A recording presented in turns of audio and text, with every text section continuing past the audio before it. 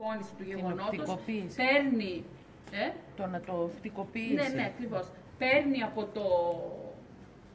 Έτσι πως καταγράφονται τα δεδομένα, κάνει μια δειγματοληψία και κάνει πολύ γρήγορα reconstruction, οπότε κανένας έχει και οπτική απεικόνιση. Και βλέπετε είναι το...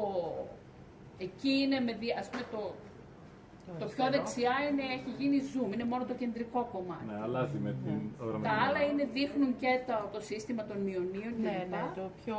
Από κάτω είναι, αριστερά είναι κατά μήκος, έτσι, το ανιχνευτής, και δεξιά είναι το καλορίμετρο ανοιγμένο, έτσι πως είναι κυλινδρικό, έχει ανοίξει και οι πύργοι παριστάνουν τις ενέργειες αυτών που έχουν ανιχνευτεί.